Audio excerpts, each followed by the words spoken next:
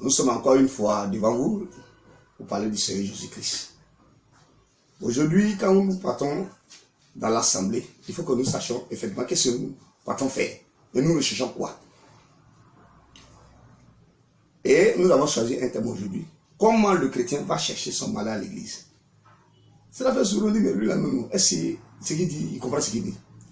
Oui, mon frère, écoute le message, tu vas comprendre ce que je dis. Et il y a plus de cas comme ça dans la Bible. Nous avons énuméré des choses. Au niveau de, au temps de Néhémie, celui qui connaît bien la Bible, Néhémie, il y avait la construction du mur du temple. Et on devait faire la forteresse. Il y avait Shambhala, les ennemis d'Israël, qui sont passés par un juif en lui disant qu'ils vont attaquer Israël. Donc Néhémie d'aller se cacher au milieu du temple. En sachant l'écriture, sachant et la connaissance de Dieu, nous savons effectivement, frère, que c'est le souverain sacrificateur seul qui habitait aller dans le lieu des saints. Le saint des saints. Parce qu'il y avait le parvis, le lieu saint et le saint des saints. Le parvis, tout le peuple d'Israël peut y arriver. Le saint des saints, ceux qui font le sacerdoce. Mais le saint des saints, le milieu du temple, c'est le souverain sacrificateur seul. Il va pour le sacrifice expiatoire. Donc Néhémie, connaissant l'écriture, il lui a dit non, non, tu es un menteur, ça ne vient pas de Dieu, que ça vient de toi-même. Parce que s'il va au milieu du temps, je vais mourir. Et David aussi a eu cette manière de fonction dans le livre de 1 Chronique 17. Il devait ramener la Shekinah. C'était une grande joie, le retour de Dieu sur cette terre. Mais il y avait une erreur, il a ôté la fonction des Lévites. Les Lévites, c'est quoi? C'est une tribu, et ils sont là pour le sacerdoce, au niveau des tribus. Donc il devait transporter la Shekinah. David, ayant les moyens, comme bien sûr dans les assemblées, ayant les moyens, il dit non, il faut qu'on fasse un char, et ceci, là. Et le pauvre Ouza, qui n'était même pas Lévite, conduisait le char. À un moment de deux, les bœufs ont trébuché, il a pensé que la Shekinah allait tomber, il voulait tendre sa main, il est tombé, il est mort sur place, en bonne santé, pas parce qu'il était malade. Dieu est dans sa parole. Donc c'est pour cela ici, nous allons prendre le texte d'aujourd'hui pour appuyer nos arguments précités. Dans le livre d'Ecclésiaste, au chapitre 5, verset 1 à 5, il dit « Ne t'empresse pas d'ouvrir la bouche et que ton cœur n'essaye pas d'exprimer une parole devant Dieu, car Dieu est au ciel et toi tu es sur la terre. Que tes paroles soient peu nombreuses, car si les songes naissent de la multitude des occupations, la voix de l'essentiel se fait entendre dans la multitude des paroles. Lorsque tu fais un vœu à Dieu, ne tarde pas à l'accomplir, car il n'aime pas les insensés. Accomplis le vœu que tu as fait. Mieux vaut pour toi ne point faire de vœu que d'en faire un et de ne pas l'accomplir. Ne permets pas à ta bouche de faire pécher ta chair et ne te présente pas devant l'envoyer que c'est une adolescence. Pourquoi Dieu s'élève-t-il de tes paroles et détruira-t-il les œuvres de ses mains? Mon frère, c'est clair. Comme si on n'a même pas besoin d'expliquer. Mais comme vous êtes encore toujours au lait, comme dans le livre d'Hébreux, au chapitre 5, on va vous expliquer. Au verset 3, il dit que lorsque tu fais un vœu à Dieu, ne tarde pas à l'accomplir, car il n'aime pas les insensés. Accomplis le vœu que tu as fait. Mieux vaut pour toi ne point faire de vœu que d'en faire un et de ne pas l'accomplir. Ne faites pas de vœux dans des assemblées. Si aujourd'hui j'ai ça parce qu'il a fait ça. Si j'ai ça, je vais construire le temple. Il a payé ta voiture, je fais ceci là. Oui, c'est au niveau spirituel. On parle de Dieu par là. Lorsque tu fais le France, c'est par rapport à Dieu, c'est pas par rapport au pasteur. Lorsque tu fais des choses, aujourd'hui tu n'arrives pas à accomplir parce que ta pauvreté ne le permet pas. Mais lui, il te fait croire que quand tu donnes quelque chose à Dieu, Dieu te donne au centuple. La pauvre femme qui a donné ses pièces d'argent au temps de Jésus, elle a eu quoi? Elle a donné tout ce qu'elle possédait. David n'a jamais dit qu'elle est devenue riche. Non, non. On ne triche pas avec Dieu. Donc, ici, ne vous pressez pas de faire des vœux dans l'assemblée.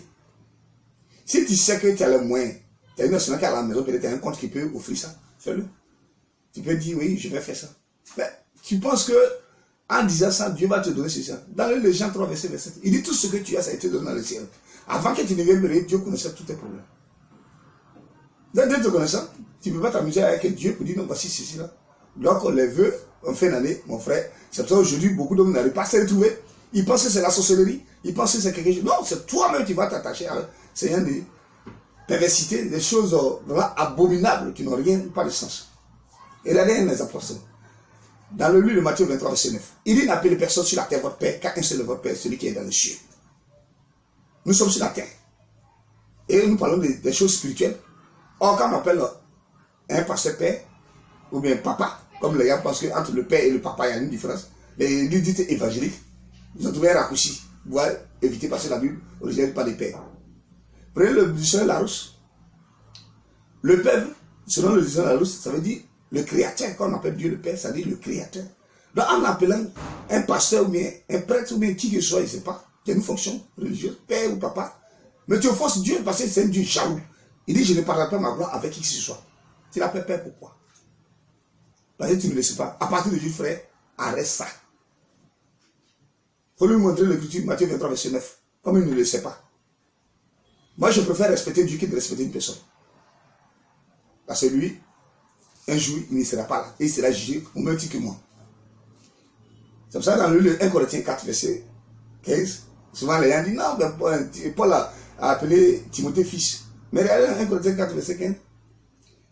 Il dit, vous avez cependant plusieurs maîtres en Christ, mais vous avez un seul Père. Et c'est de là qu'il s'agit. Et dans le livre de Thessalonique, il a dit, Paul même a écrit, il dit, Timothée, le serviteur de Dieu. Il n'a même pas parlé des fils là. Donc c'est pour ça, frère, faisons très très attention pour ce que nous faisons. Pour ce que nous engendrons selon l'écriture. Tu peux faire une assemblée toute ta vie. Et puis rater le royaume des cieux.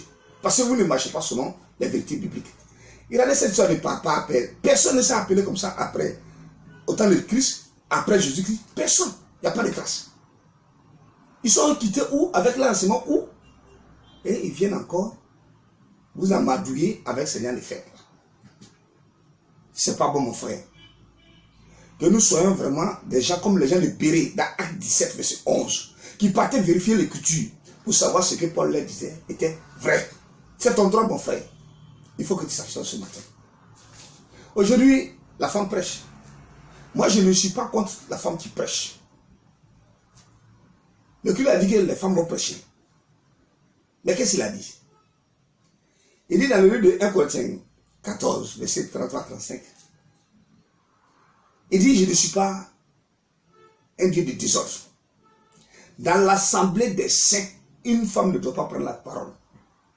Or, on sait que tout ce qui est positif, il y a toujours son négatif. Quand il y a une grande personne, il y a une personne qui écoute. Il y a beau, il y a vilain. Il y a gros, il y a mince. Et aujourd'hui, s'il y a l'assemblée des saints, c'est qu'il y a une assemblée aussi. Je ne sais pas si c'est pas des saints, d'autres cas c'est pas saint, c'est Satan, puisqu'il se retrouve aussi. Donc l'assemblée des saints, une femme ne doit pas prendre la parole. Donc s'il y a des assemblées de démons, la femme doit prendre la parole. Donc ne faites pas par là pourquoi la femme choisit. Non. Laissez-les faire. Souvent on dit non. Moi j'ai dit non. Paul n'était pas les apôtres. Ceci les arguments farfelus. Quand tu prends le livre de Galates, au chapitre 2, vous allez voir que ce que Paul a dit, Pierre a dit, et tous les apôtres ont dit que la femme ne doit pas prêcher. Mais l'un pense que c'est Paul qui a dit. Non, mon frère, aujourd'hui, il te dit que Pierre a dit, et Philippe a dit, Jean a dit, Barthélemy a dit, tous les apôtres ont confirmé. Quand nous prenons le livre de Galates au chapitre 2, et Paul dit, 14 ans après, je montais de nouveau à Jérusalem avec Barnabas, ayant aussi pris Tite avec moi. Et ce fut d'après une révélation que j'y montais. Je l'ai exposé l'évangile que je prêchais parmi les gens. L'évangile qui prêchait parmi les nations, c'est quoi? La femme ne doit pas prêcher. Il les exposait ça. Il les exposait à ceux qui étaient les plus considérés. Afin de ne pas courir ou avoir couru en vain. Ça a été certifié que c'est vrai. Donc il avait cette assurance de continuer.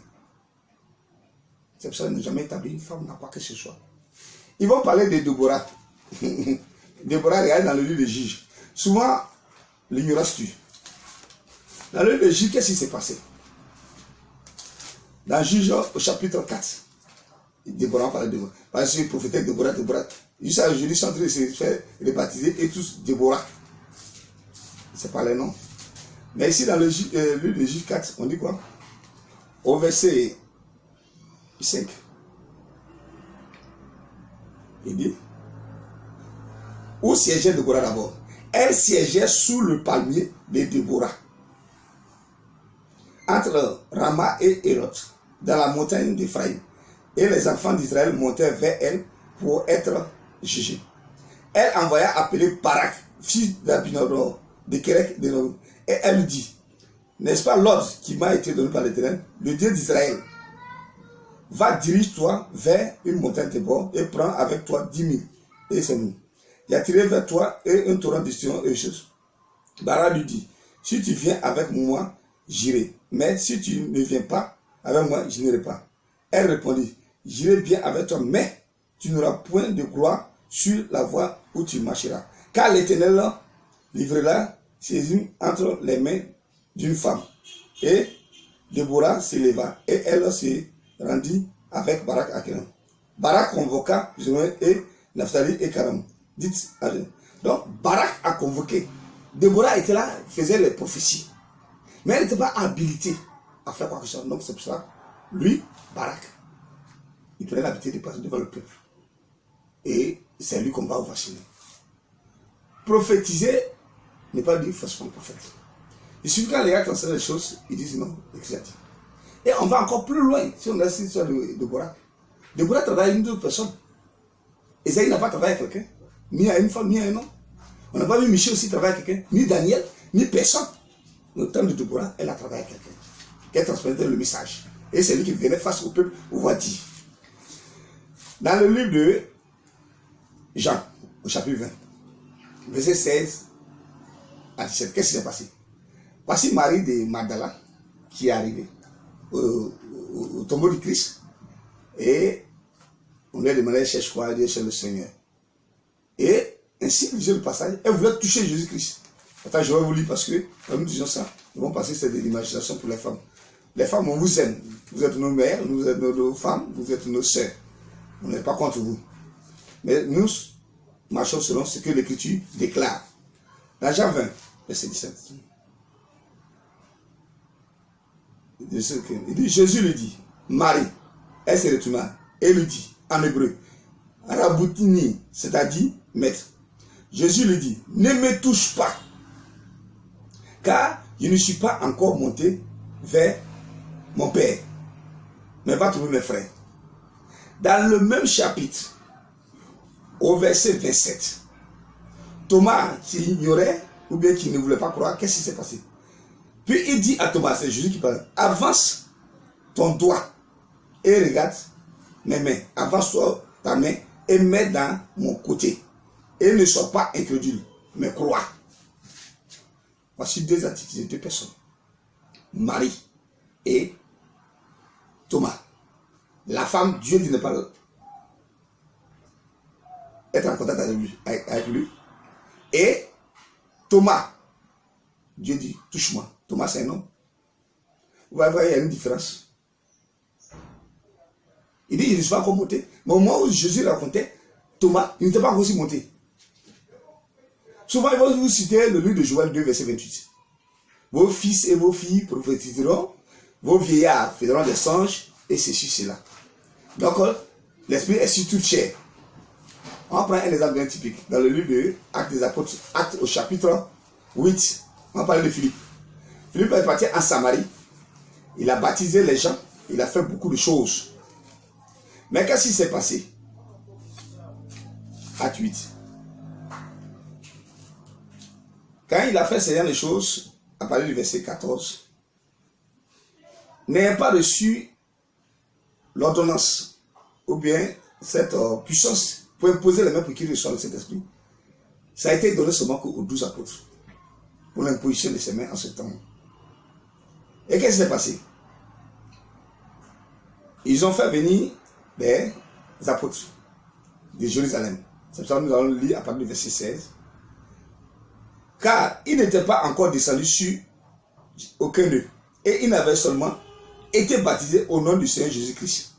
Alors Pierre et Jean les imposaient les mains et ils reçurent le Saint-Esprit. Philippe les a baptisés, il a fait tout. Mais l'Esprit Saint n'était pas descendu. Il fallait que l'imposition des mains. Mais si l'Esprit est descendu tout cher, pourquoi Philippe n'a pas fait ça? Pourquoi il n'a pas imposé les mains, bien fait ce qu'il voulait? Comme la femme et l'homme doivent faire tout chose selon la chair. Vous voyez la différence? Tu es cuisinier, il faut être dans la cuisine. Le maître, lui, doit être peut-être à table. Le gardien doit surveiller. Mais c'est tout cela qui forme la famille. Les enfants doivent aller à l'école. Chacun a un rôle bien précis.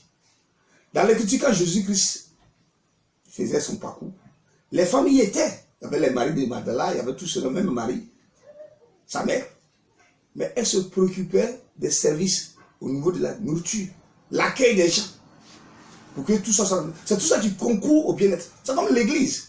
Aujourd'hui, nous nous intéressons parce que la personne balaye dans l'église, il n'a pas d'argent, on l'insulte chaque jour.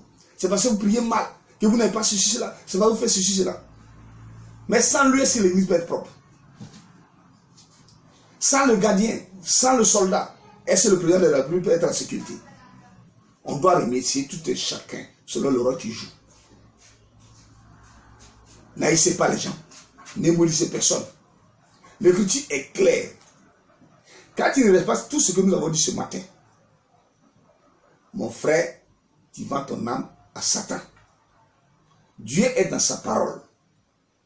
Tout ce qui est hors de parole n'est pas Dieu. Donc si vous faites vos semblants d'aller dans les assemblées, prendre des engagements vis-à-vis de qui que ce soit, mon frère, à partir du jour, arrête. Le jour que Dieu va te donner les moyens, tout ce que tu dois, étant heureux, va offrir quelque chose à ton pasteur. Va offrir quelque chose au pauvre qui est dans le quartier. Va faire quelque chose à autrui. Aime ton prochain comme soi-même. Tout être humain est ton prochain. Aime tes frères en Christ. Aime tout un chacun. Et vous allez voir que Dieu va briller au milieu de toi. Dieu va faire une chose. Il va vous préciser quelque chose au niveau de la Bible aussi. Si tu ne peux pas soutenir de l'écriture, tu vas perdre ton âme. Jean-Baptiste a eu ce problème-là. Jean. Lorsque il a vu, il était en prison, il a envoyé ses disciples vers Jésus-Christ pour savoir si c'est lui qui devait arriver, le Messie. Et Jésus a dit dans le Luc 7, verset 22, il a dit aux envoyés de Jean, allez-y rapporter à Jean que les aveugles voient, les sourds parlent, le muet parle, et tous les sourds entendent. La bonne nouvelle est annoncée aux pauvres. Mais qu'est-ce que Jésus a fait? Jésus a cité Ésaïe 35, verset 4 à 5. Il dit, Dieu lui-même descendra, et voici les yeux qui vont suivre. Les aveugles vont voir, les sourds entendront, le boiteux marchera. Autrement, il s'est allié à ça, il dit, c'est le Messie que nous devons entendre. C'est pour ça que ce matin, on vous dit l'engagement, faites très attention. Ce n'est pas négligeable. Souvent, on dit qu'il a fait ça, il y a eu ça. Non. Nous et le monde, c'est la même chose. On se marie et ils se marient. Ils ont plus d'argent que nous. Vous les voyez. Ils ont plus de biens matériels. Est-ce que la Bible ne dit pas que nous sommes des enfants de Dieu? Dans le livre de 1 Jean 5, verset 19, il dit, nous savons que nous sommes de Dieu et que le monde entier est sous la puissance de Satan. Nous devons, frères, chercher premièrement le royaume des cieux et le reste nous sera donné par-dessus. Cherchez Dieu. Ne cherchez pas les choses du monde comme je vais avoir cette voiture, cette maison, cette chose. Non. Cherchez Dieu, la parole de Dieu, la présence de Dieu dans votre vie et Dieu vous donne tout. Pour l'engagement, en tant que tel, n'allez pas vendre ton âme à Satan. Que Dieu vous bénisse, que sa parole soit avec vous. Amen.